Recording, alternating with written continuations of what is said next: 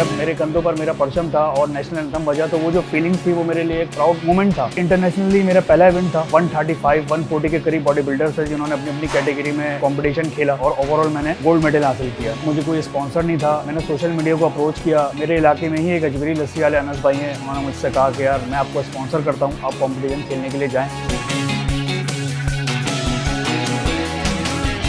मैं हूँ शरोज खान, मैं प्रोफेशनल बॉडी बिल्डर और फिटनेस ट्रेनर हूँ। रिसेंटली मैं मिस्टर यूनिवर्स कंपटीशन खेल कर आया हूँ पटाया सिटी से, जो कि ओवरऑल मैंने गोल्ड मेडल हासिल किया है, अपनी क्लास में गोल्ड मेडल हासिल किया है और ओवरऑल कंपटीशन इन पाकिस्तान मैंने बहुत सारे कंपटीशन खेले हैं। मिस्टर कराची बना मैं 2016 में, मिस्टर सिंध बना 2017 में, 2019 में मिस्टर पाकिस्तान थर्ड प्लेस मैंने अचीव करी, जो कि फैसलाबाद में था हमारा कंपटीशन। उसके बाद इंटरनेशनली मेरा पहला इवेंट था, अल्लाह के हुक्म से अल्हम्दुलिल्लाह मैंने जीता। आज अगर आप ओवरऑल बात करें तो 16 साल हो गया मुझे इस फील्ड में। जो कंपटीशन अभी मैं खेलने के लिए गया बैंकॉक, मैं पिछले 6 महीने से इस कंपटीशन की तैयारी कर रहा था। मेरा बजट एंड में आउट हो गया था, मुझे कोई स्पॉन्सर नहीं था।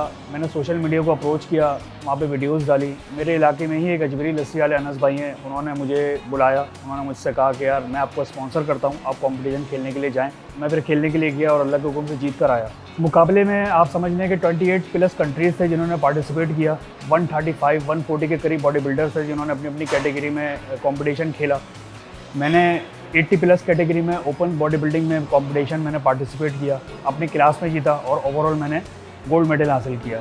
आप समझ लें खुशी की बात मेरे लिए यही है कि मैं एक इंटरनेशनल स्टेज पे खड़ा हुआ, वहाँ पर मैंने अल्लाह के हुक्म से कंपटीशन जीता और कंपटीशन जीतने के बाद जब मेरे कंधों पर मेरा परचम था और नेशनल एंथम बजा तो वो जो फीलिंग्स थी वो मेरे लिए एक प्राउड मोमेंट था कि किसी इंटरनेशनल स्टेज पे जाकर मैंने अपने मुल्क का नाम रोशन किया। मैं इस कंपटीशन की पिछले 6 महीने से तैयारी कर रहा था। उसका रीज़न ये था कि इंटरनेशनली पहला इवेंट था मेरा, तो मेरी कोशिश थी कि इस कंपटीशन में मैं अपनी भरपूर तैयारी कर जाऊँ।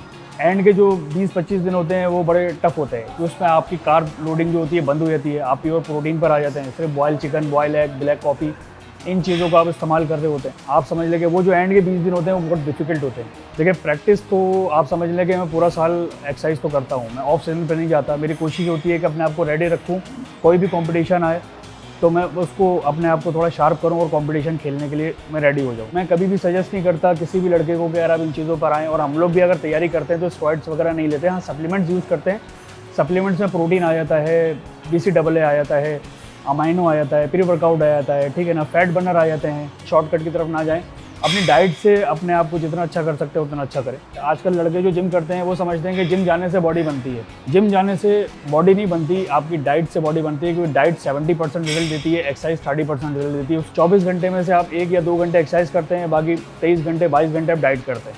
यही वजह है कि डाइट का रेशो ज़्यादा है, एक्सरसाइज का रेशो कम है। लेकिन हम क्या समझते हैं कि यार जिम जाने से बॉडी बनती है। जिम जाने से आपका मसल ब्रेक डाउन होता है, लेकिन जब आप उसको प्रोटीन देंगे, कार्ब देंगे तो वो रिकवर होगा, और जब रिकवर होगा तभी मसल बिल्ड होगा। बस अफसोस मुझे एक चीज़ का ये है कि देखिए हम बाहर ममालिक में जाकर कंपटीशन खेलते हैं, हम यहाँ भी खेल सकते हैं, लेकिन बाहर जाकर खेलने का मकसद है कि हम मुल्क को रिप्रेजेंट करते हैं। तो बस रिक्वेस्ट करूँगा मैं सिंध गवर्नमेंट से कि हमें थोड़ा सपोर्ट किया करें, क्योंकि ये बहुत एक्सपेंसिव गेम है। इसमें आपको डाइट के लिए पैसा चाहिए, सप्लीमेंट के लिए पैसा चाहिए, फिर आप कहीं कॉम्पिटिशन खेलने जा रहे हैं तो वहाँ की फ़ीस आपने जमा करनी है, डॉलर्स में फ़ीस होती है, फिर आपका एयर टिकट होता है, फिर वीज़ा होता है, बहुत सारे खर्चे होते हैं। तो आप समझ लें कि अपनी मदद आपके तहत हम करते तो हैं, लेकिन बहुत ज़्यादा मुश्किल हो जाता है। मैं अभी भी अगर अपनी बात करूं तो मैंने कंपटीशन की तैयारी के ऊपर 6-7 लाख रुपए लगाए, जिसमें 2.5 लाख रुपए मैं अभी भी बंदे से उधार लिए, मुझे वो देने हैं। तो लेकिन जज्बा है, शौक़ है, मुल्क का नाम रोशन करना है, ज़िंदगी रही आगे इंशाल्लाह अल्लाह ने चाहा तो दोबारा और भी कंपटीशन खेलेंगे। अभी मेरे रिसेंटली दुबई में कंपटीशन इसी फेडरेशन का आ रहा है 7, 8, 9 फ़ेब को, वो दुबई मसल शो के नाम से दुबई में है। इंशाल्लाह अल्लाह ने चाहा तो उस पर भी मैं कंपटीशन खेलूँगा, पार्टिसिपेट करूँगा।